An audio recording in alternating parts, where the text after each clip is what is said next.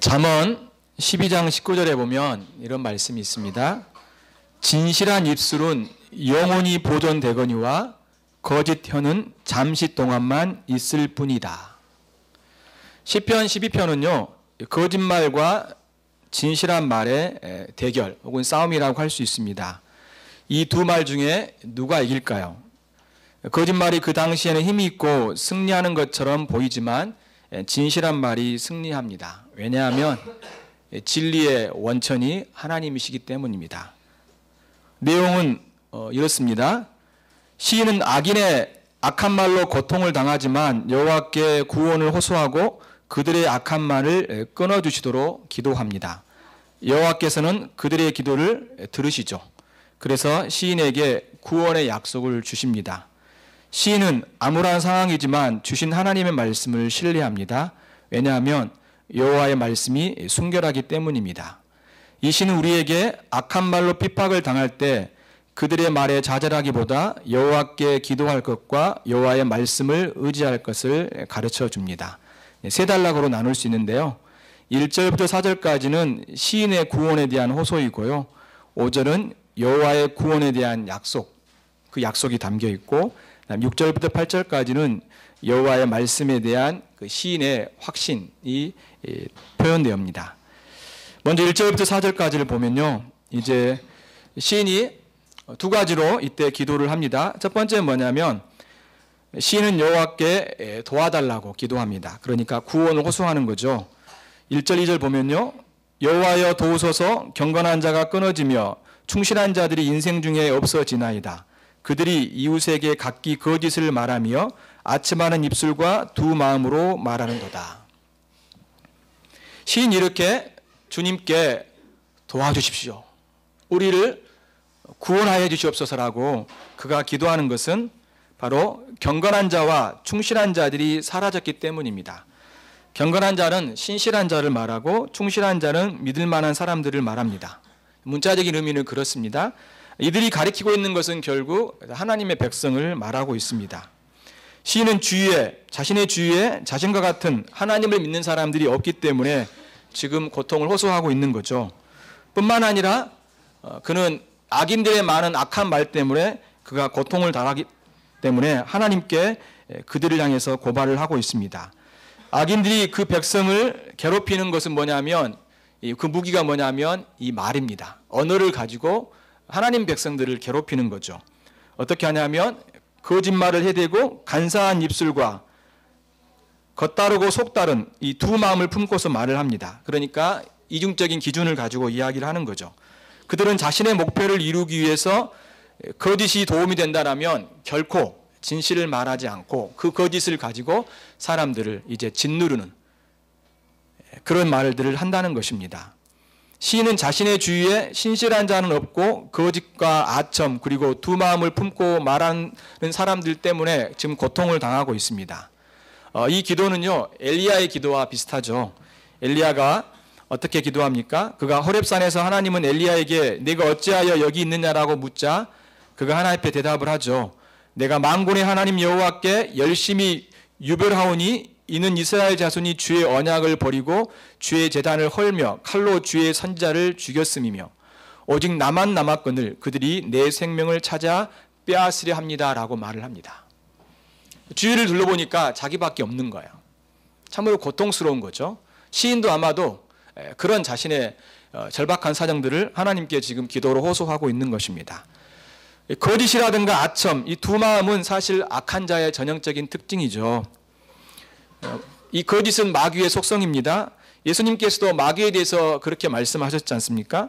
진리가 그 속에 없으므로 진리에 서지 못하고 거짓을 말할 때마다 제 것으로 말하나니 이는 그가 거짓말쟁이요 거짓의 아비가 되었음이라고 말을 합니다. 그래서 악한 자들은 거짓말과 아첨과 진실을 알면서 말하지 않는 이런 이중적인 태도를 가지고 그 백성들을 힘겹게 하고 고통을 가하는 것입니다. 그래서 시인은 하나님께 주님 도와주십시오, 저를 구원해달라고 그가 기도하고 있는 겁니다. 두 번째 기도는 이제 3절과 4절에 보면 나오는데요. 여호와께서 모든 아첨하는 입술과 자랑하는 혀를 끊으시리니 그들이 말하기를 우리의 혀가 이기리라 우리의 입술은 우리의 것이니 우리를 주관할 자가 누구리요? 라고 말을 합니다. 시인이 여호와께 아첨하는 입술과 자랑하는 혀를, 그러니까 그런 말들이죠, 그걸 끊으시도록, 제거해 주시도록 기도하고 있습니다. 왜냐하면 그들은 자신들의 혀, 그러니까 자신들의 말이 이기고 또 자신들의 입술, 자신의 말이 자신의 것이니 아무도 막을 수 없다라고 그가 확신을 가지고 그런 말들을 내뱉고 있는 것이죠. 여기서도 이 약한 자들은 이 나쁜 말을 가지고, 악한 말을 가지고 하나님 백성들을 향해서 압박하고 있는 것을 볼 수 있습니다. 또 그들은 심지어 그들이 내뱉는 이 말들이 자신의 것이다, 어느 누구도 나를 막을 수 없다라고 하면서 아주 그 거짓말들, 악행들을, 악한 말들을 아주 담대하게 쓰고 있는 것들을 볼 수 있습니다. 하지만 성경은요, 우리가 하는 모든 말에 대해서 하나님께서 심판하신다라고 말씀하십니다. 예수님께서도 그렇게 말씀하셨죠. 마태복음 12장 36절 37절 보면 이렇게 말합니다. 사람이 무슨 말을 하든지 심판날에 이에 대하여 신문을 받으리니, 신문을 받는다는 건 뭐냐면 해명을 해야 된다, 반드시 책임을 져야 된다, 지금 그 이야기 하는 겁니다. 그러면서 내 말로 의롭다함을 받고 내 말로 정죄함을 받으리라. 그러니까 내가 한 말로 무죄 선고를 받을 수 있고 또한 유죄 선고를 받을 수 있다라고 말을 합니다. 바울도 이 예수님의 말씀을 인용을 하면서 또 그가 말을 하고 있죠. 내가 어찌하여 내 형제를 비판하느냐, 어찌하여 내 형제를 업신여기느냐, 우리가 다 하나님의 심판대 앞에 서리라. 기록하였을 때 주께서 이르시되 내가 살았노니 모든 무릎이 내게 꿇을 것이요 모든 혀가 하나님께 자백하리라 하였느니라. 이러므로 우리 각 사람이 자기 일을 하나님께 직고하리라. 그런즉 우리가 다시는 서로 비판하지 말고 도리어 부딪힐 것이나 거칠 것을 형제 앞에 두지 아니하도록 주의하라고 말해주고 있습니다. 우리가 행동하는 것, 우리가 말하는 이 모든 것들을 이제 주님 앞에서 낱낱이 고할 때가 있고 그것을 주님이 다 심판하신다라고 말하고 있는 거죠. 소위 말해서 행위 심판을 말하고 있는 겁니다. 베드로 그와 비슷한 말을 했죠. 베드로전 4장 4절과 5절 보면 이러므로 너희가 그들과 함께 그런 극한 방탕에 다름질하지 아니하는 것을 그들이 이상히 여겨 비방하나 그들이 산 자와 죽은 자를 심판하기로 예비하신 이에게 사실대로 고하리라. 좀 애매하죠? 잘 감이 안 오실 겁니다. 제가 세 번역으로 읽어드리겠습니다. 여기서 그들은 불신자를 말합니다. 여러분이 자기들과 함께 그런 지나친 방종에 빠지지 않는 것을 이상히 여기면서 여러분을 비방합니다. 그러니까 그들이 자신들은 이렇게 방종에 빠져 있는데 우리가 그런 삶을 살지 아니할 때 오히려 이렇게 조롱하면서 비방한다는 겁니다. 그러니까 불신자들은 산 사람과 죽은 사람을 심판하실 분에게 사실을 죄다 모두 다 아뢰야 합니다라고 말을 하고 있습니다. 하나님 앞에 우리가 한 행동들, 말하는 것들이 다 이제 주님 앞에 드러나게 될 것이고 거기에 대해서 책임을 주님이 물으신다라고 말씀해 주고 있습니다. 설령 우리의 말을 이렇게 우리가 주인이라고 생각하고 사용할 수는 있습니다. 그렇지만 모든 말에 대해서는 반드시 책임이 따라옵니다. 하나님은 그 말에 대해서 반드시 심판하신다라고 주님께서 말씀하고 있죠. 그럼 우리는 말을 할 때 조심해야 됩니다. 비판하거나 사람에게, 특별히 사람 앞에 장애물이나 걸림돌을 놓지 않아야 됩니다. 신자는 그를 고통하는 자들의 말 때문에, 사실은 공격하는 자들의 말 때문에 고통을 당하죠. 하지만 오히려 신자는 자신의 말로 그들에게 공격하기보다 하나님께 기도해야 됩니다. 우리가 그들처럼 똑같이 그런 악담과 이런 거짓과 아첨과 그런 악행의 말들을 가지고 그들을 공격할 수 없기 때문에 그렇습니다.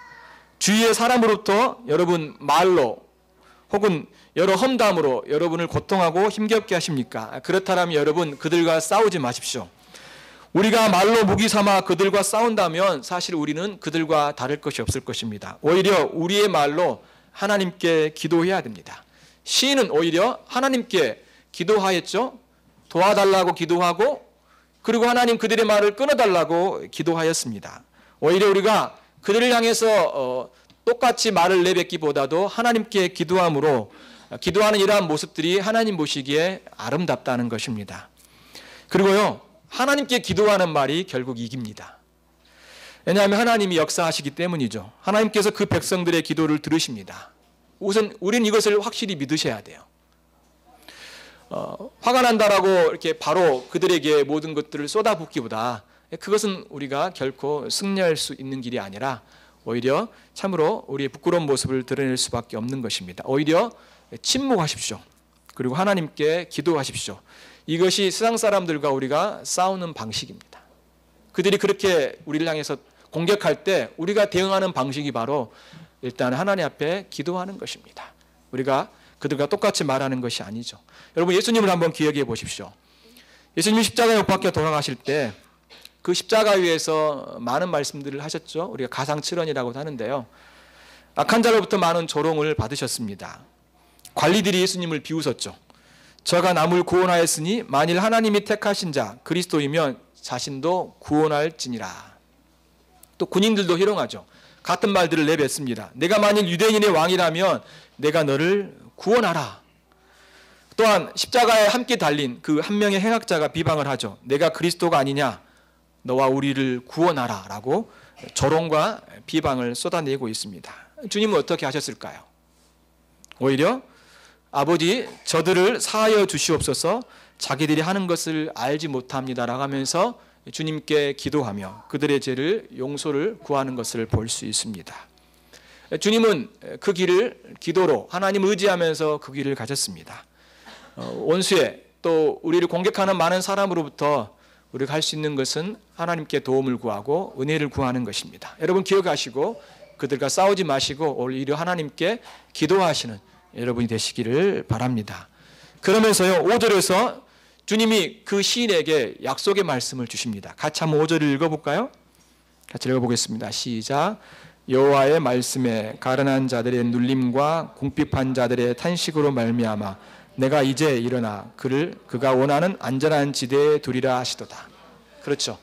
이것은 하나님께서 시인에게 하신 말씀입니다. 약속의 말씀이죠.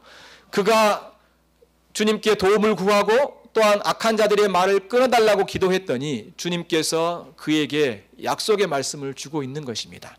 아마도 이 약속의 말씀은요, 시인이 하나님께 예배하기 위해서 성전에 갔을 때 제사장이나 선지자들을 통하여서 하나님께서 그에게 주시는 말씀인 것 같습니다. 이 약속은 시인만이 아니라 하나님 우리에게 주신 약속이기도 합니다. 여기서요, 1절에서 보면 도우소서라고 이렇게 기도하였잖아요. 이 말은 구원하소서 그런 뜻이거든요. 또한 5절에서 안전한 지대에 두리라 이렇게 말씀하고 있죠. 이것은 이 안전한이라는 단어도 똑같은 구원이라는 단어입니다. 그러니까 어근이 같아요. 그러니까 주님이 뭐라고 말씀하시냐면 시인이 하나님께 주님 구원해 주시옵소서라고 기도했더니 주님께서 그래 내가 너를 구원하겠다라고 주님이 약속을 주신 말씀인 것입니다. 원수의 말로 핍박을 받을 때 우리는 기도해야 됩니다. 또한 우리는 하나님의 약속을 붙들어야 됩니다. 적들로부터 똑같이 악한 말을 퍼붓기보다 기도의 말을 해야 될 뿐만 아니라 우리는 하나님의 약속의 말씀을 붙들어야 되는 것이죠. 이것이 바로 신자가 이 세상을 살아가는 힘이기 때문입니다. 하나님은 그가 하신 약속을 반드시 이루십니다. 우리의 기도를 들으시는 분이십니다. 그러므로 여러분 주님의 약속을 붙드십시오. 그분의 약속의 말씀을 붙드는 것이 우리가 이 땅을 살아가는데 가장 큰 도움이고 힘이기 때문입니다. 그래서 하나님의 약속은요, 악인들이 내뱉는 모든 그런 말들의 치료효과 같은 것입니다. 왜요? 그들이 내뱉는 말 때문에 우리가 고통을 당하죠. 소위 말해서 상처와 아픔을 겪습니다. 그런데요, 이러한 우리의 심령의 유일한 그런 어떤 치료약이 될 수 있는 것은 하나님의 약속의 말씀밖에 없습니다. 어떤 것도 우리의 심령을 새롭게 할 수 있는 것은 아닌 거죠.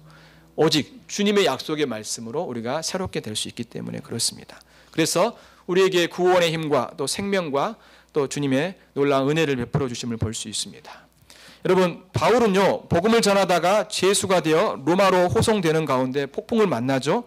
그와 함께 배에 많은 사람들이 탔습니다. 배 안에 있는 선원들은 짐을 바다에 버렸고 배의 장비마저 내어 던졌습니다. 심지어 며칠째 해도 보지 못하고 별도 보지 못했습니다. 굉장히 절망적인 상황이죠. 바람은 계속해서 거세게 불어왔고요. 이제 거기에 살아있는 모든 사람들은 희망을 포기하고 말았죠. 하지만 하나님이 바울에게 약속하셨습니다.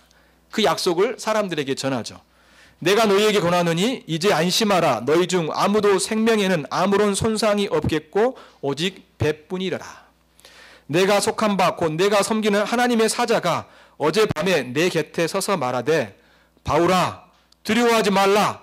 내가 가이사 앞에 서야 하겠고 또 하나님께서 너와 함께 항해하는 자를 다 내게 주셨다 하였으니 그러므로 여러분 안심하라. 나는 내게 말씀하신 그대로 되리라고 하나님을 믿노라 라고 그가 이야기를 하고 있음을 볼 수 있습니다. 하나님의 약속을 그가 받고 그 약속을 그들에게 전하는 것을 볼 수 있죠. 어떻게 되었을까요? 사도행전 27장 44절, 그러니까 마지막에 보면 이렇게 이야기를 합니다. 그 남은 사람들은 널 조각 혹은 배 물건에 의지하여 나가게 하니 마침내 사람들이 다 상륙하여 구조되니라.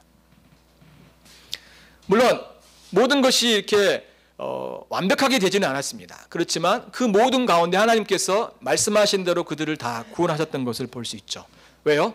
하나님이 약속하셨기 때문에 그렇습니다. 하나님이 약속하셨기 때문에 이루어진 것이죠. 이렇게 하나님은 진실하신 분이십니다. 그 약속을 반드시 이루시는 분이신 것이죠.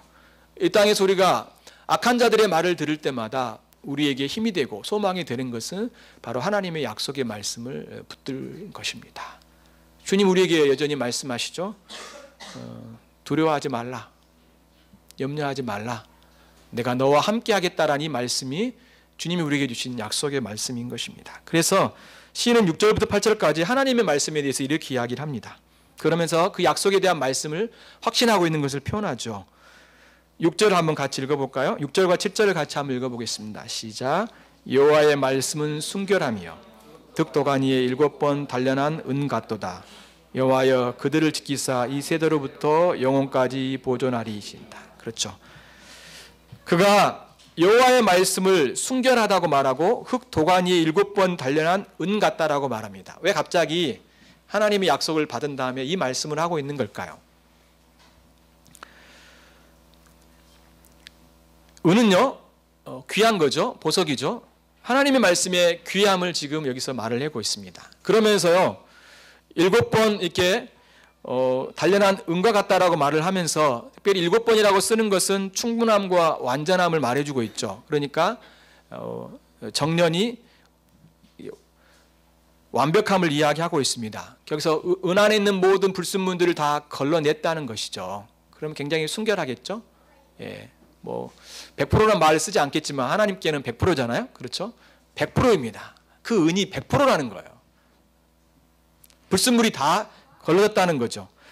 악한 자들의 말은 간사하고 또한 거짓이 됩니다. 결국은 뭘까요? 그들의 말은 은과 같지 않다는 거예요. 순결한 은과 같지 않다는 것이고 더럽다는 겁니다. 불결하다는 것이죠. 불순물이 가득 찼다라고 말을 합니다. 그렇지만 여호와의 말씀은 정련이 되어서 깨끗하다, 참되다, 진실하다, 지금 그 이야기를 하고 있는 것입니다. 그래서 어때요? 우리가 확실히 믿을 수 있다라고 그가 고백하고 있는 것입니다. 그래서 그는 7절에서 다시 한번 기도를 합니다. 여호와여 그들을 지키사 이 세대로부터 영혼까지 보존하시리다. 여러분 시편을 보다 보면요 처음에는 시인이 자기에 대한 이야기를 쭉 합니다. 그럼 나중에 보면 이제 백성의 대표로 막 이야기를 해요. 그래서 그가 이전에는 자신이 고통을 호소하고 하나님께 기도했는데 여기 7절에도 보면요 이제 그들이란 말로 바뀌죠. 여호와여 그들을 지키사 이 세대로부터 영혼까지 보존하시리다. 시인은 자신뿐만 아니라 하나님의 백성들을 주님이 그 약속의 말씀으로 지키시고 영혼 지금부터 영혼까지 보존하실 것을 말씀해 주고 있는 것입니다. 왜냐하면 8절의 말씀처럼 악인들이 울글거리고 비열한 자들이 사람들 사이에 높임을 받고 있기 때문이죠. 하지만 시인은 이러한 현재의 상황과는 상관없이 여호와의 말씀에 대한 확신을 가지고 그가 다시 한번 이야기하고 있는 것입니다. 여호와께서는 여러분을 지키시고 지금부터 영혼까지 여러분들을 보살펴 주실 것입니다. 여러분 악한 자로부터 여러분들이 많은 험담과 또 그들의 거짓과 또 아첨과 또 그들의 자랑과 또 그들의 모든 악한 말들을 여러분이 들을 때마다, 특별히 또한 그런 것들이 여러분에게 고통과 아픔을 줄 때마다 하나님이 여러분을 지키시고 보호하실 것을 믿으십시오. 그것이 무엇입니까? 그 약속의 말씀으로 여러분을 새롭게 하신다는 것입니다. 왜냐하면 하나님은 참으로 진실하신 분이십니다. 그리고 그의 약속 또한 참으로 진실하십니다. 결코 우리를 속이지 않습니다. 그가 하신 말이 결코 헛되이 돌아가지 않습니다. 그래서 다윗은 이렇게 이야기합니다. 여호와의 도는 완전하고 여호와의 말씀은 진실하니